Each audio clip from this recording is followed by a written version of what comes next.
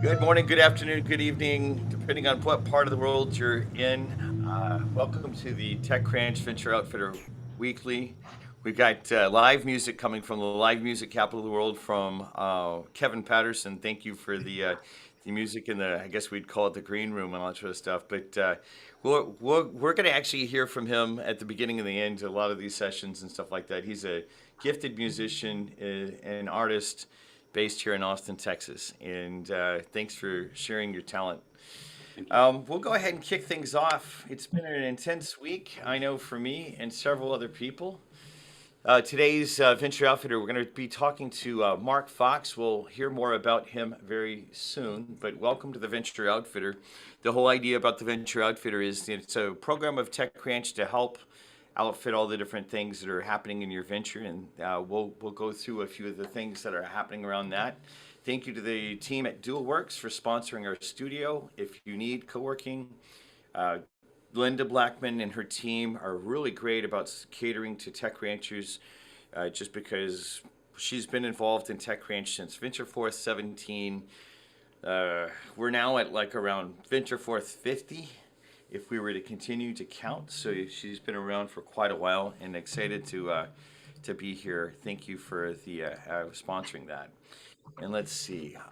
Every time I have a small little problem with Zoom, I always would love to have Zoom change the way that they do the slides. But we'll go ahead and go to the next thing. So every week we're doing a topic. We're doing some things to think about. Now, when I shared today's topic, actually, I'm going to make sure that I fix my settings because sometimes the settings change because of one of the limitations of Zoom. Think of your priorities not only in terms of activities you do, but when you do them. Timing is everything. We've been having a series of programs about what do you do as a startup founder when you're going into a down market. And I thought that one of my friends shared at a program that I go to every once in a while. His name is Joel Bush. He shared some thoughts about the following little short snippet from this one movie called Apollo 13. And it really talks about this, but I think this is what we have to do as startup founders when we're operating in these really lean environments like the economy that we're operating in. So this is what today's topic is about. So you're telling me you can only give our guys 45 hours? That brings them to about there.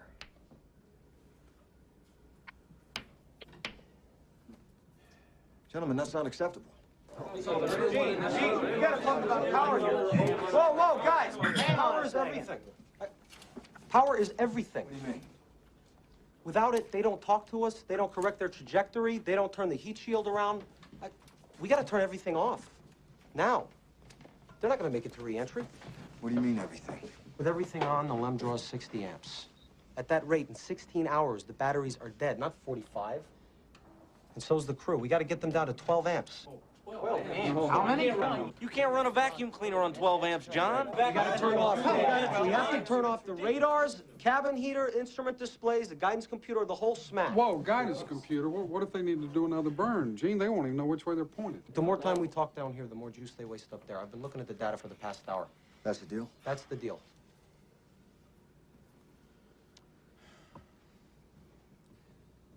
Okay, John. And then we finish the burn, we'll power down the LEM. All right. Now, in the meantime, we're gonna have a frozen command module up there. In a couple days, we're gonna have to power it up using nothing but the re-entry batteries. We've been tried before. Hell, we've never even simulated it before, Gene. Well, we're gonna have to figure it out. I want people in our simulators, working re-entry scenarios. I want you guys to find every engineer who designed every switch, every circuit, every transistor, and every light bulb that's up there. Then I want you to talk to the guy in the assembly line who actually built the thing. Find out how to squeeze every amp out of both of these goddamn machines. I want this Mark all the way back to Earth with time to spare. We never lost an American in space. We're sure as hell not gonna lose one on my watch. Failure is not an option.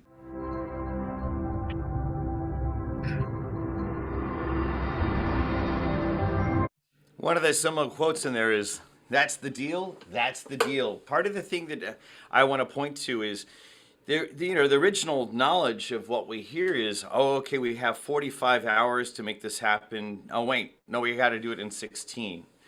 The thing that I really want to point to is a lot of times when I talk to entrepreneurs, or especially based on their backgrounds and stuff like that, that haven't necessarily gone through some different rough times, is the key thing is we really have to figure out what we have to cut back to make it through. We'll have more conversations about this in the future, about the ideas of going from either the are you on a rocket, or are you on a rocket, or are you on a camel that's crossing a desert? And sometimes we'll talk about that in the future. But the key thing about it is be prepared to cut back on the things that won't get you across the the desert that you might be operating through. That's the key thing that we have to really look at. Okay, well, so we'll hear more about this. I'm getting a couple different texts. The problem with going on the screen is a lot of times I can't see the chat. So if I hope you guys saw that. That is off of YouTube. I went ahead and used the YouTube version of it because that way I have a license to do it. So when we republish this, we don't have any kind of copyright issue. Switching gears really quick though. Over the last couple of days, the Texas Consular Corps, all the consulates that are based out of Austin and Houston, were in Austin.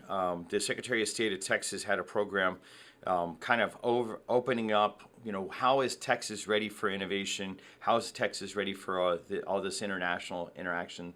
One of the great things about it is they got yours truly to speak about innovation in Texas, and I got to talk about our network and doing different things about what we're up to, what the venture bridges that we're building are all about, and all the different countries represented and stuff like that. Real exciting stuff. There's going to be a lot of follow-up that's going to happen out of this, and some of you that are in other countries will be able to take advantage of this. But even if you're in Texas, there's an opportunity to take on more connections in other places to figure out different things that are happening. A lot of times, entrepreneurs don't realize that they can leverage resources in other parts of the world, and that's one of the ways you can get across the rough times. Because sometimes the key part of work that you need built out has already been built out by another team on the other side of the world. We'll be talking more about that, but it was a really great program. Also, Ruth Hughes is the new honorary consul to Spain. We've heard from her before on this program.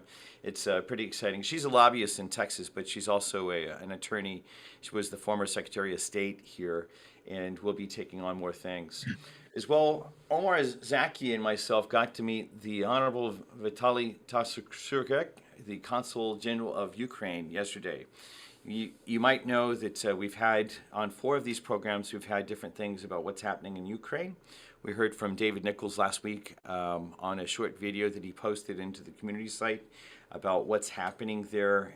He was just there. He's based out of Prague. I think he's with us today. David, do you want to say something about it really quick? I'll come off of, if you want to just give us 30 seconds of insight.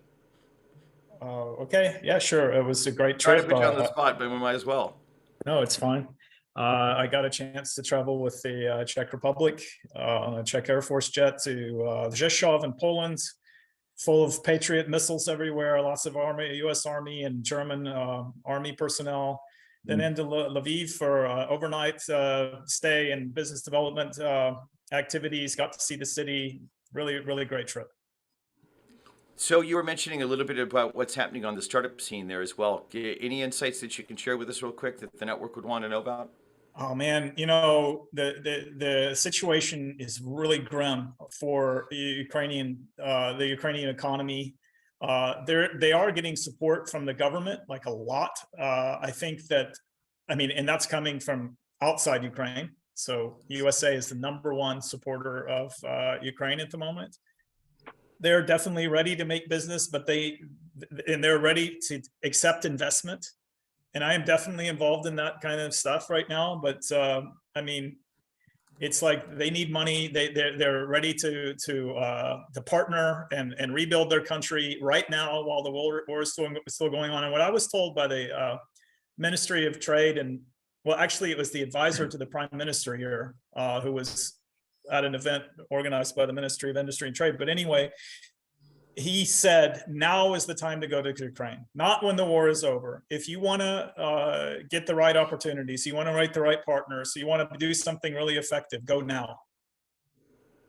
Agreed. Well, so this is exactly what the basis of the conversation we were having yesterday with the consul was all about. There will be some follow-on activities that are going to happen very, very soon. We'll have a call.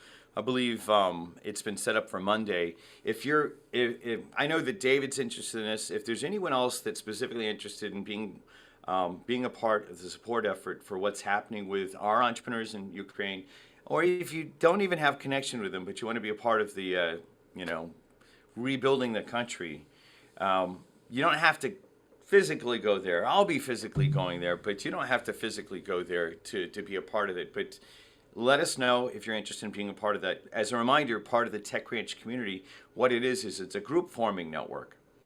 And there's a group that's already formed around issues concerning Ukraine. There have been people in the network that have provide all sorts of material support over the last 7 months, 8 months, and in fact, there's a lot of activities. We'll be talking more about this very soon. If you have questions about it, please just ask. If you want to hear more, let us know. Also, David Nichols just posted a URL. David, what's the URL for? Just so we know. Sorry, it's a joke. There's a meme going on right now. If you know what Kaliningrad is, it's a Russian enclave in the Baltic Sea.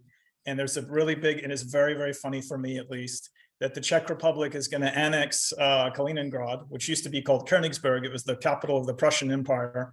It's now part of Russia. And there's a meme going on now. They're going to rename it to Kralovets, and that there's been the Czechs are going to annex it, and that there was a referendum, and 98% of the people want to be part of the Czech Republic, and they're going to make a beer pipeline from Prague to Kralovets. So, sorry, I guess it's nothing serious. Yeah, no. It's interesting that yesterday the consul, obviously he's been directly touched by the violence of what's happened in his country. And it's interesting how he used humor. I think it's the one thing that you have when you're up against such a terrible set of conditions. So, yeah, humor is always appropriate, it seems like, at least in this case. So that's appreciated. All right, well, let's bring it back to Austin. Let's bring it back to some of our roots. If you're interested in the Ukrainian things, make sure you raise your hand. The easiest place to do that will be there will be a thread in the general area, the general group, it's called a space on community.techcranch.com. There is going to be a space there in that area that will actually say, hey, if you're interested in registering, that you're interested in being some more directly involved with the Ukrainian support, let us know. There is some very formal things that are happening as well as informal. There's a lot of informal activity and support that's happened, but there will be some formal things that are coming out of the meeting that Omar and I had yesterday. So, back to roots. Oh, actually, one more reminder. This time next week, I'll be in Uzbekistan. Part of the thing that I want to make sure that we talk about is I'm excited about, I talk about the cross roads idea of Austin. South by Southwest kind of implies south by Southwest. There's a crossroads that then all sorts of interesting activities happen around. Why is it that Austin all of a sudden became the most entrepreneurial city in the world, according to Kaufman and other reports like that? I'm convinced it's because we're always doing things on the edges. Health meets tech meets education, or some type of thing like that, and kind of something that I'm really kind of winding up and telling you a little bit about what I learned from Mark as an example, our speaker for today. But I'm going to be at the original crossroads, which is called the Silk Road. This is the place that connected the East and the West together, and real excited about what I'm going to learn from entrepreneurs and industry in Uzbekistan. If you have any insight that you'd like to share with me before I go, please let me know. I'm going to be extremely limited over the next 2 weeks, though, on some of the regular follow-up that I'm usually used to. People reach out to me and things like that, just because I am prepping for this trip, and the travel alone is going to take 24 hours to get over there. So, but I'm real excited about what I'm going to learn from that, and already been interacting with some of our Uzbek fellows. Talked to one of them earlier today. Thought that he might actually join us. Not sure that he's done so just yet. So, but we'll hear from him next week when I'm actually on the ground in Uzbekistan. In fact, next week we'll talk about entrepreneurship in Tashkent. I'll give you a little bit more insight about what's happened, and then we'll do a retrospective on October 20th. So a lot of this will happen also outside of the bands of our VO weeklies in the community.techranch.com site. If you haven't gotten invited, make sure that you tell Jello ask for an invite, or he'll also share the URL to apply for membership. It's not that we're actually trying to be too formal about an application process. It's much more of making sure that we have people that are serious and not just, getting into the site to spam and stuff like that.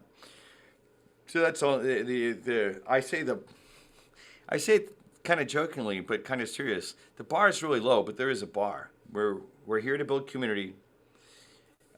It's only for entrepreneurs, but it is about really being in community with each other, like we talked about last week. With that, I want to tell you a little bit about the Wizard Academy. There's this place in South Austin. It's actually in Driftwood, if you know where Salt Lick is, for those of you all that are barbecue lovers. Really close to there. There's this place that was started by a guy by the name of Roy Williams years ago. And in fact, one of the reasons that I'm really excited about having Mark here today is the Wizard Academy is the location, or one of the identifiable influences on me to start Tech Ranch years and years ago. What is the Wizard Academy? Well, the whole idea about it is Roy Williams is this very successful advertising exec that his wife said, "Hey, honey, I love you, and you shouldn't be traveling so much." And so he took all of his knowledge and he started a business school for small businesses. And some of the insights that I applied to high-tech startups, I learned from there. He would actually give an example about if you only have this much money for making a very small ad in the yellow pages, where you used to advertise businesses, how would you advertise with just this much money? And Roy's got all sorts of insight about that. There's also some really beautiful facilities there. I think in November, I'd like, for those of you all that are in the Austin area, because I'm going to miss, on October 15th, I'm going to miss the reunion. All these people are flying in from around the world, and because of the bureaucratic glitch that I told you all about a few weeks ago, where my paperwork didn't go to the proper government facility in Tashkent, I had to delay my trip to Uzbekistan. So I'm going to miss the reunion. But I would like to take a small group of us tech ranchers on a Friday afternoon out there as well. They have a place for happy hour and stuff like that, and we'll be doing that in the coming weeks. We'll certainly do it in November. I've been a donor to the school as well, because it definitely was a very powerful influence. But one of the things that happened is I met this guy named Mark Fox that wrote this book called Da Vinci and the 40 Answers. I even gave a copy of this book to Melvin Hall in the community years ago. And we'll get Mark to actually take it from here, but he's one of the partners at the Wizard Academy and the business behind the Wizard Academy. And Melvin and I thought that it would be interesting to hear from him today about how he's applying his frameworks into health tech. And it's been a while since I've actually got to hear from him, so I'm going to be kind of getting an update as well to find out what's happening there. Mark, with that, let me invite you in, and kind of excited to have you here. Let me actually see. Jello, if you can, go ahead and do the spotlight on Mark, that'd be great. So just so I know for planning purposes, how long do we have for this session? If you give us like 20 minutes, and then we'll have a few minutes Okay. Well, while I was asking, I was wondering, I'm gonna take a couple minutes just to, if I can, give you an Apollo 13 story, a real one. Yeah, please, please, please. So Yeah, I because you were at NASA, right? I mean, you were at.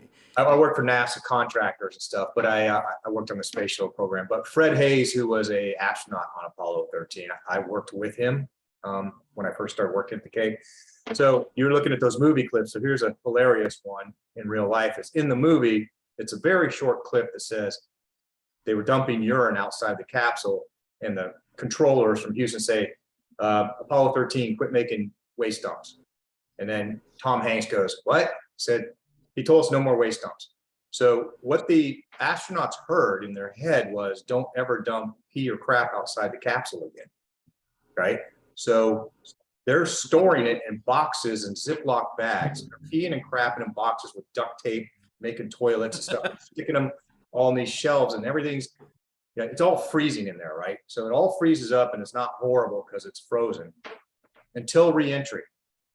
So they come into re-entry, the whole capsule starts to warm up, all this piss and crap thaw, right? So they hit the ocean, the boxes and Ziploc bags and everything go all over them. So the frogman, who's the diver, comes up, knocks on the window, and you get a thumbs up. Is it okay to open the door, right? For pressure and that kind of stuff. So they give him the thumbs up. The frogman opens the door and he looks at him. They're covered in piss and crap all over their So he goes, I can understand how you were scared shitless, but how did he get on the outside of the suit? So a lesson in communication there. When they went to the debriefing, the controller, like a 22-year-old controller, said, what? And Hayes said, why do we have to store this pee and crap for 4 days? He goes, I meant for 5 seconds. I was just trying to get a Doppler fix on you for 5 seconds, and while you were peeing, it was messing up the radar. And they never brought it up again, right? So it's like, just do it for 5 seconds. They interpreted that was all 4 days. So that's a real story from Apollo 13. It's interesting because, yeah, like little subtle changes, especially since we have so many entrepreneurs that are working across borders and sometimes across languages. Right. Yeah, it's a great example. Thank you for sharing that story. Okay, you're welcome.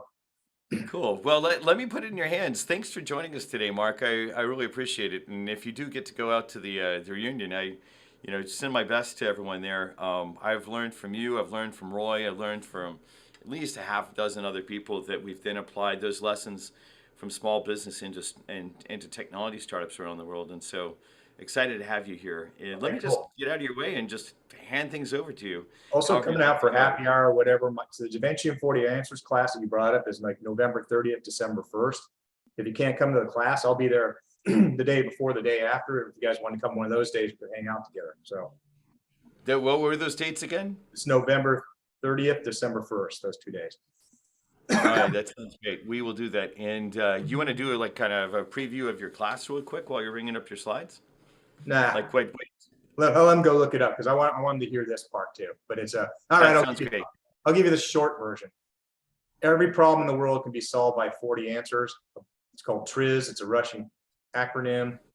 Most of the people who teach it are Russian PhDs, and they're very boring. So Roy Williams and I got together and made a fun class out of the same thing. So I teach you 40 lenses on how to look at the world differently. That's the short. Beautiful. Okay. All right. Well, I look forward to hearing more about that, and we'll talk again. Let me step out of the way. Thank you for being here, Mark. Thank you for having me. So my wife asked me a couple years ago, or about a year ago, she goes, how many companies have you started in the last 10 years? I go, I don't know. So she made me count them. It's like 12. So, but this is the one I've been working on hard for 3 years, and it's called Resona Health. And I'm going to talk to you about briefly what this product is, what I'm doing with it.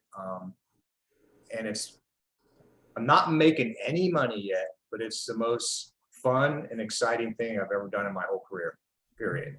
Right. So that says something to it, but you see, get this to work.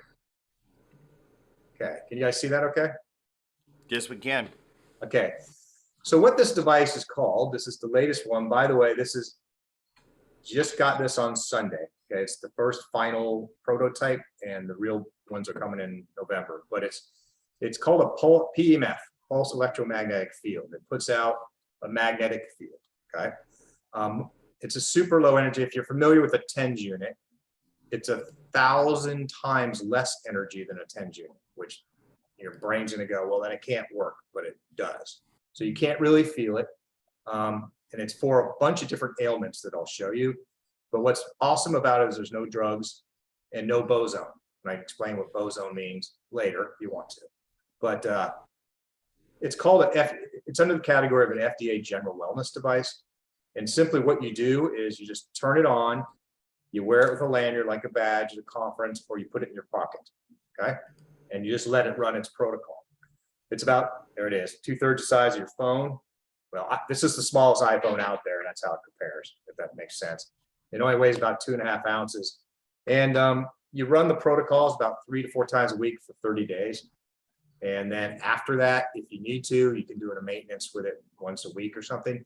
And then what I'm trying to retail it for is like $249. So that's what it is, okay? Pulse electromagnetic field device. Long way to get there. Very naively, and this is part of the whole entrepreneurial tech thing, right? I started with that. That's a printed circuit board with a coil on it and auto 3.5 millimeter auto thing that plugs into your phone, right? Well, this doesn't work anymore for 2 reasons. Nobody has a plug on their phone anymore. They got rid of that. And it didn't put out quite enough power. So I very naively said, take this to some engineers, put a Bluetooth chip on it, a battery, and a stereo amplifier. That should take a couple weeks. Well, 6 engineers later, 3 years, catching these things on fire, designing coils I create, way harder than I thought it would be. But what I figured out is, in the end, it ends up, what I did that's novel is I took these frequencies and I used a music synthesizer. And I'm the only person at the Wizard Academy, by the way, that can't play an instrument, any kind of musical instrument, right? But I took a music synthesizer and I made an MP3 out of the frequencies. So that got me thinking is what it really is, it's a Bluetooth speaker. And I took the speaker out and put a coil in to make the magnetic field. So I'm running the song through it. The device on the inside of that pulsar actually looks like that. There's the coils right there, battery and a circuit board. So this was the first product, real product that I had that works great. It's what I'm using for clinical trials, but people don't like the Bluetooth connection. It's too complex for them and it's not sexy enough. So this is the new device that's coming that is hopefully idiot proof. I'm trying my hardest to make it that way. Is you basically turn it on and you're going to pick the protocol you want. You're going to hit play, right? It's going to show it's running and then you put it in your pocket or wear it with the lanyard. That's it. So it doesn't integrate with anything. It doesn't have a Bluetooth connection. It's a complete standalone device, okay? So who is it? Who am I? I'm a startup. It's me. It's me, and if you can see in the background, my fish. These are the only employees that I have. Is my fish and my Johnny Quest picture over my head for inspiration, right? I'm not a doctor. I'm an ex-rocket scientist. I've known about these frequencies and this technology, about the frequencies for 20 years. And for 3 years, I've been working on these devices. And I don't have any investors. It's me spending my wife's salary, okay? That's not making any money yet on this at all. So that's who I am, whatever you already gave me some of the background. What can it help with? All these protocols. So this single device has every one of those in it. And like Roy Williams told me, so I was explaining this device to Roy Williams and his wife, Penny. We were going to lunch and she says, it can do what? And I said, PTSD. And I'm naming all these different things. And if those of you that know Roy Williams, we get to lunch, he goes like this across the lunch table and he just stares at me. And then finally goes, are you done yet? I go, yeah. He goes, okay, don't ever say anything you said to another human being like that. Concentrate on one thing like PTSD until you win the Nobel Prize, then you have street cred, and then you can sell all these other things. I said, well, that's the main thing I'm working on is PTSD. He goes, right, just work on that. So that's what I'm concentrating on, but it does do all of these things, okay? I'm throwing anxiety in with PTSD a little bit because it's the biggest ailment on the planet Earth is anxiety. And I threw in asthma because I have a very small study with asthma, but it's 10 out of 10 people that all saw an improvement. But there's kind of a flash of all the things it can do. So from a marketing point of view, I'm trying to target PTSD, and hopefully when they get it in their hands, they're gonna go, oh, it does all this other stuff, and they can loan it to their friend for migraines or whatever. Does that make sense, you guys? Somebody told me once, actually a student at the Wizard Academy, Mark, in World War II, it took 50,000 bullets to kill a single person. A sniper took one. So use the sniper approach here, go after PTSD, win that one first. So that's what I'm trying to do, okay? Oops. So I'm doing my own clinical trials. At home, I'm sending to the people, they're doing it's the same survey that the Veterans Administration uses for vets. It's 20 questions, score 0 to 4, the highest score you get is 80. If you get over a 31 to 33, you have PTSD, most likely. And if any intervention, whether it's this device or teddy bears or pillows or jogging or whatever, reduces your score by 11 points or more, then it's clinically and statistically significant. So what I have so far is 92% success rate as of yesterday in reducing symptoms. 2 out of 3 people are clinically and statistically significant reduction. So I'm really excited about it.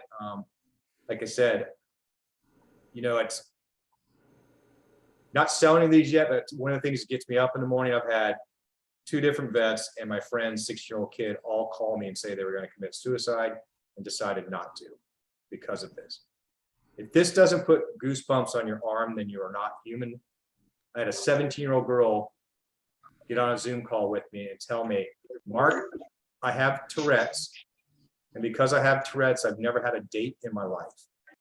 But I ran the brain fog and it got rid of my Tourette's, and I have a date on Saturday. Somebody's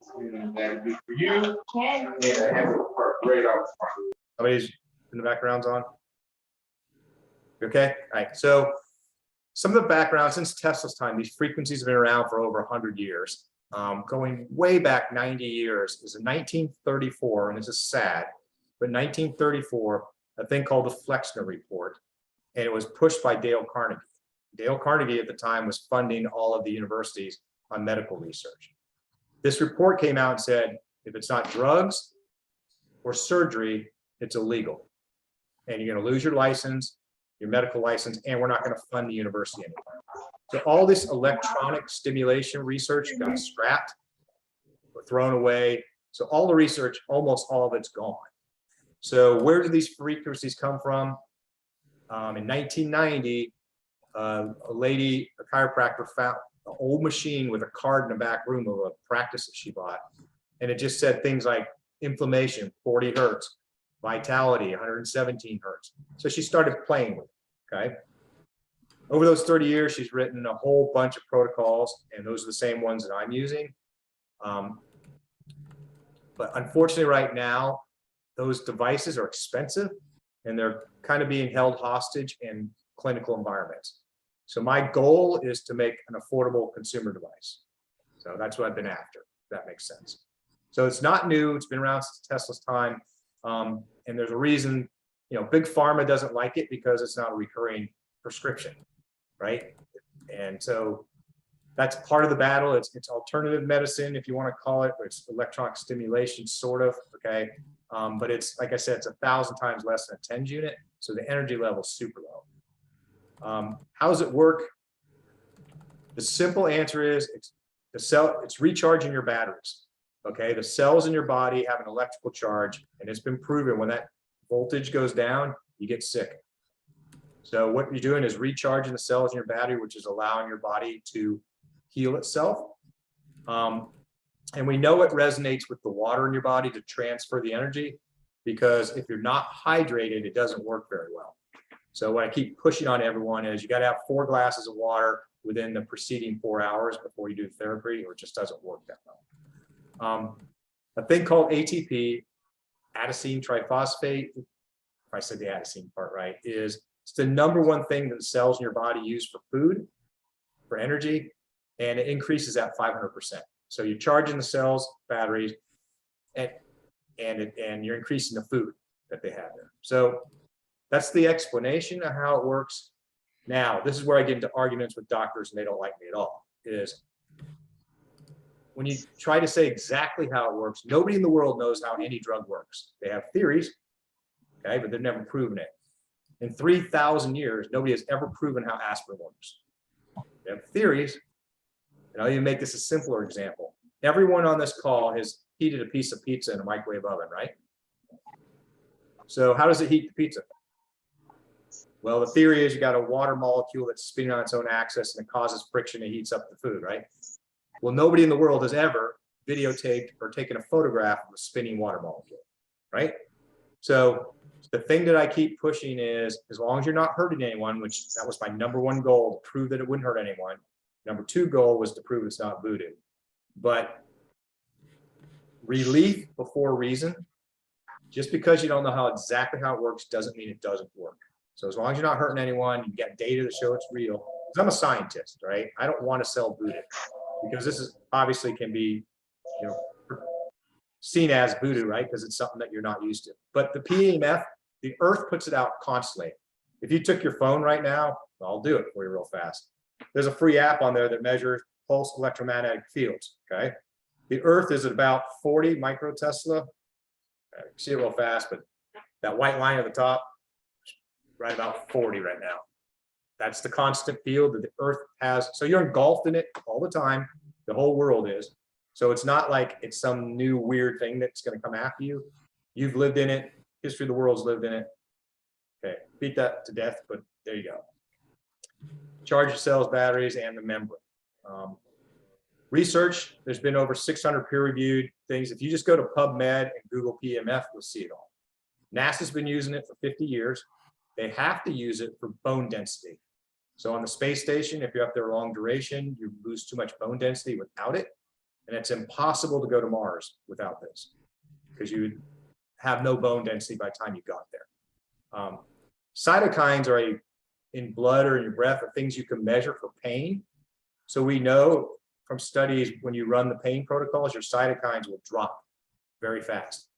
Your endorphins will actually go up. So one of the side effects is if you're in severe pain and you run the pain protocol, you may feel drunk or stoned because the endorphins go through the roof, right? I had a woman over here who was in 24-year-old in an accident, car accident.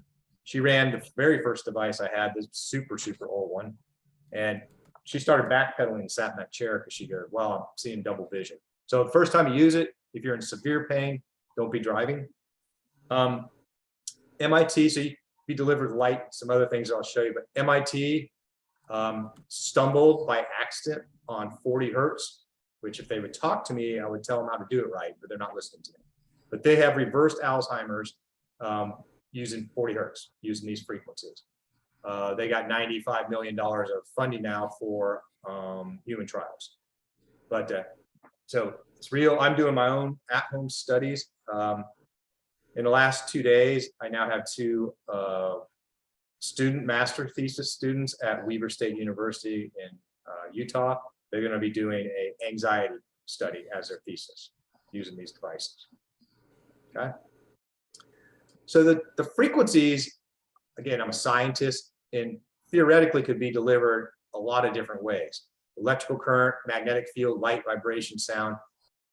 A TENS unit, like you put pads in your arm, most people feel familiar with those. That's electrical current. The reason I'm not doing that is when I don't want the wires there. But when I put a wire on somebody, it becomes a class 2 medical device, which is a lot of money and time and stuff with the FDA. So the magnetic field is the main thing I'm concentrating on, but you can also do it with light. I just told you the MIT guys doing it with light, and I came up with that light protocol 3 years ago. So it's here, you can do a vibration or sound. Here's one of my end goals in this, guys, is these smart lights, right? That I won't say her name over there on the Amazon box because she'll start talking, but assume her name's Karen. Hey, Karen, run Alzheimer's in the kitchen. And to be able to run these frequencies through the light is one of my end goals, right? To be able to do that in retirement homes. They won't know they're even getting therapy. Does that make sense?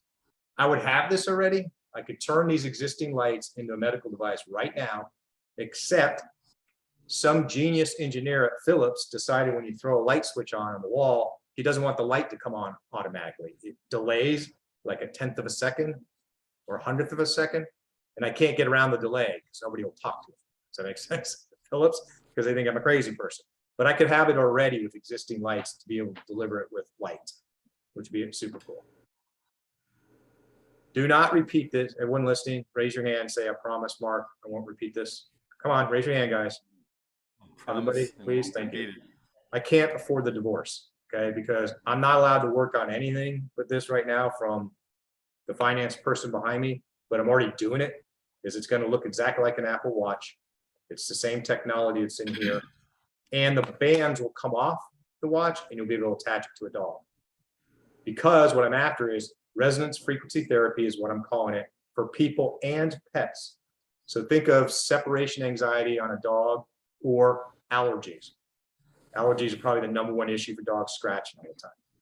So again, top secret, but there's the 2 light designs that I'm not allowed to be working on that will sit on your desk. That makes sense. And I'm done. So questions? Does it make sense? So makes sense for sure. But tell it, how did you actually like even like what's the initial story about how you even got into the space? Initial story is, okay, anyone that knows Oz Jackson from the Wizard Academy, he's been on the board of directors there with me. So he's one of the most brilliant vets in the world. He's crazy. But I say this to Roy jokingly, a lot of crazy ideas always come from me talking to him over a glass of wine, right? So this dog that I have, this last dog I had, you see the picture, I haven't had her in 20 years, right?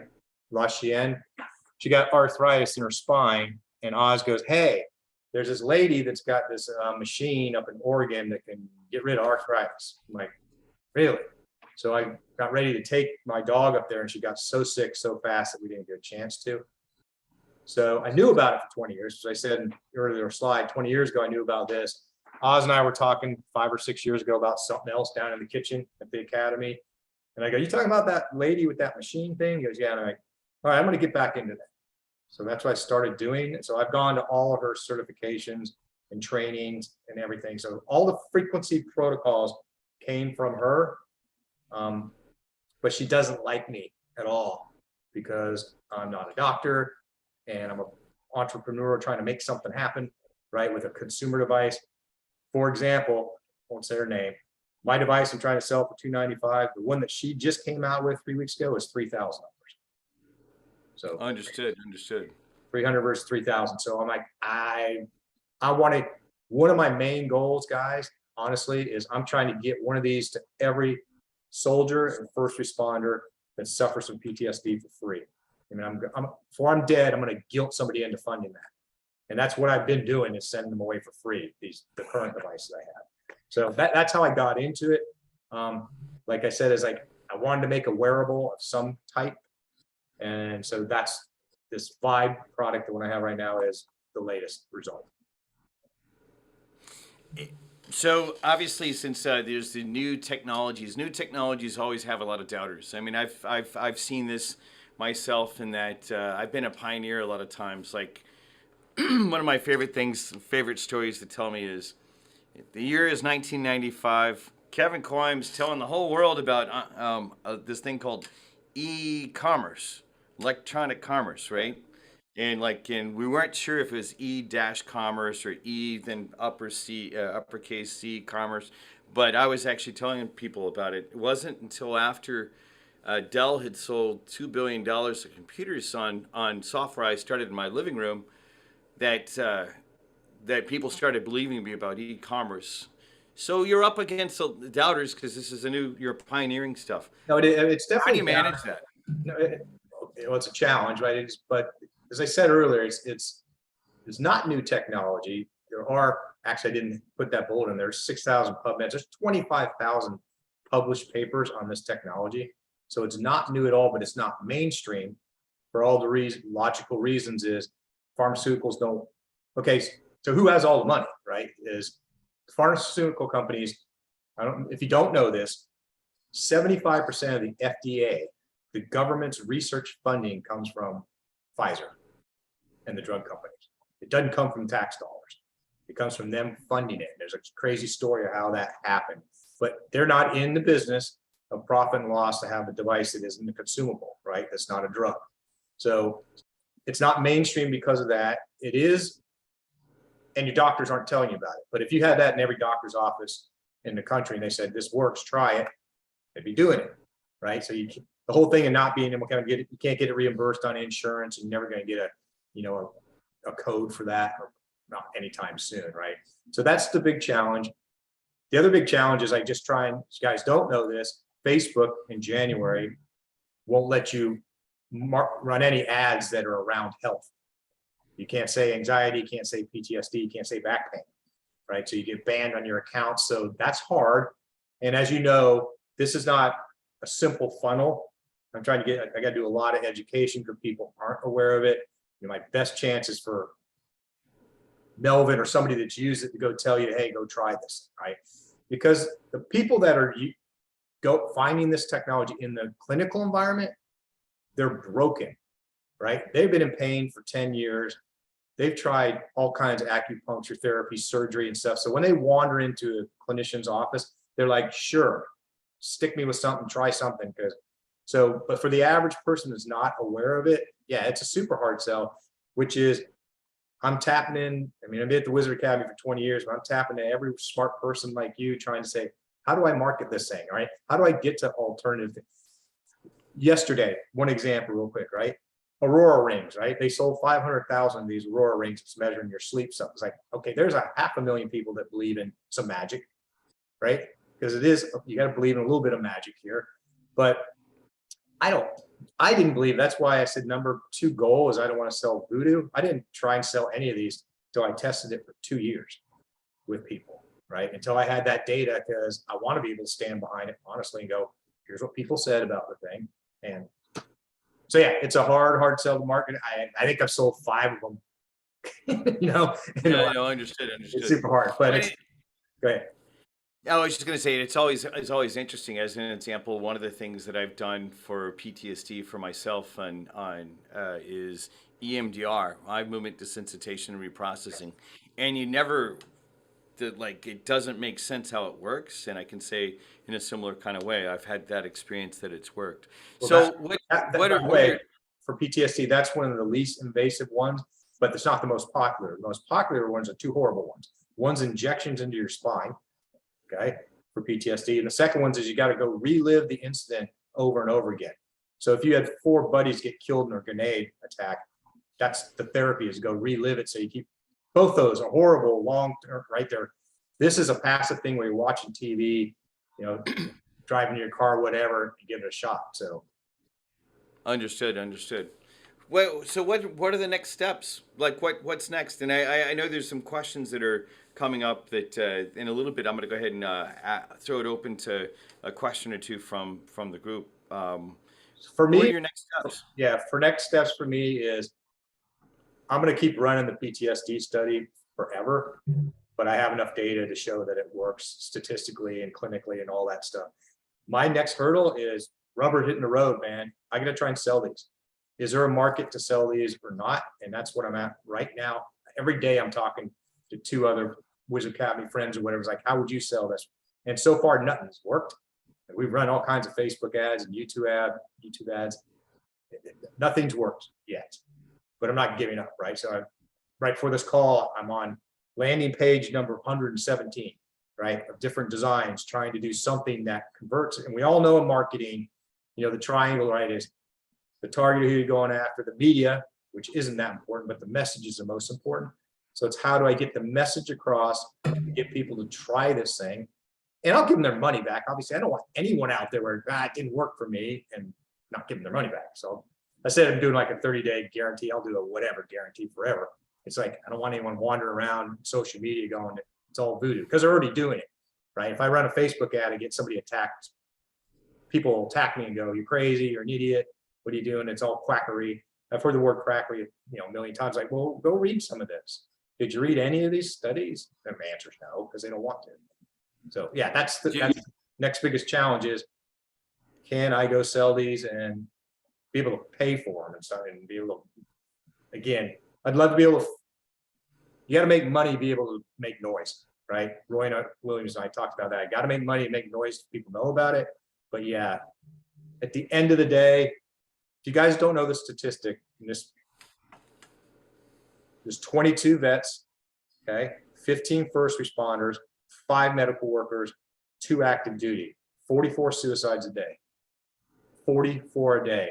If I can stop 1 a month, then I won, right? So that's really like one of my top goals is to try and get it out there. But Understood. Do you have like what's the best way if someone wanted to follow up with you? And also, same kind of question. I'm wondering, do you have any of these articles posted anywhere? If someone wanted to Yeah. look at, I've got exactly. I've got on my website resona.health. It's not a .com, it's .health. But on resona.health, you just go to the homepage, you hit the explore more button. It'll be the best summary I have. Then there's research tabs where I have tons and tons and I wrote 8 books last year on this. So there's all these free ebooks. It's the same book, guys, from a marketing point of view. The cover's different and the chapter about the frequencies are different, depending on what ailment it is. But yeah, so there's free ebooks to go learn about it. There's all these research papers. If you wanted the deep dive, you just go to Google, type in PEMF, or go to PubMed, type PEMF, and most people won't go there very long because they're all clinical papers, right, that are written really difficult if you're not a doctor to understand. But I don't like, you need to get some of that, and I think most of it is testimonials that most people just want to know, is there social proof of this, that it worked at all? So I tried really hard to get video testimonials. A friend of mine who I've known since kindergarten, this is the theme. Mark, I'd rather give you a kidney than a video testimonial. That's what he told me. You know, hundreds of people that I've given these away to, I've gotten 14 videos, I think, or maybe 15 out of 500 that I've given away, right? 400 or 500. It's like trying to pull teeth. Just please help me do that.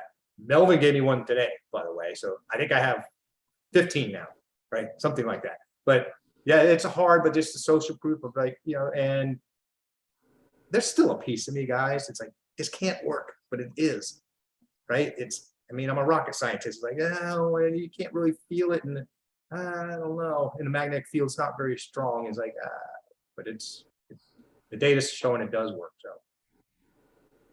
Understood. Well, so what we'll do is this, since we're coming to the end of our hour together, Mark, I'd definitely love to have you be in the HealthTech channel inside of the community site. It'd be great. And I know that there's some Kim Johnson, Kevin Patterson had some questions. Kim Johnson had some feedback and different ideas. Both of them, well, Kim Johnson especially, have been in HealthTech before. And so I know that there's some interactions and stuff like that that are possible out of this as well.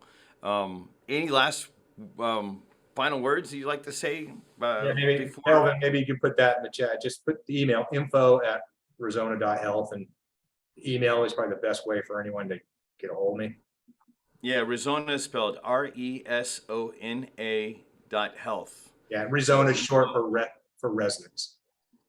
Excellent. So info@resona.health. Yep. Well, cool. Well, Mark, thank you for being here. It's always good to connect with you. It's been years since I've gotten to see you, and actually, I haven't seen Roy at the Wizard Academy. Kind of disappointed. I'm going to miss all you guys at that reunion, because, like I said to everyone earlier, if you know, that place gave me a lot of insight for, you know, kind of the basis of why I wanted to start Tech Ranch. And I started Austin's first co-working space, and I kind of was like, I was looking at kind of what Roy and all of y'all were doing out there, and, you know, totally different kind of go-to-market kind of strategies, but it's interesting to see. So I'm glad to hear just that to plug the Wizard Academy too. Is I was on the board of directors for 20 years for a reason. I've learned more cool stuff from people, and I've made more cool friends there than by a factor of 100 than anywhere else. Yeah, well, we're definitely going to do some crossover type of events. It's been a while. It's been at least 4 years since I've taken a group out there. Right after they opened up the whiskey distillery part, I was like, we went out there for fun and stuff like that. But we'll bring a group out there. We'll look at those dates, November 30th through December 1st, and see if we can meet you before or after while you're there. So I think the classes usually I travel them. I think it's probably a Tuesday, Wednesday, or Wednesday, Thursday, and I'll probably be there Friday, come back Saturday or something. So That sounds great. Well, I look forward to seeing you face to face. And like I said, disappointed I'm going to miss all y'all for the extra reunion. thanks for having me, guys. Appreciate it. You're welcome. Good luck with pioneering things forward. That's always exciting to see. So thank you to Mark for that. It's interesting to kind of hear a little bit about what's been happening, going back and forth and into the future of working on these type of. Anytime we're pioneering something, there's a lot of uncertainties, a lot of unknowns.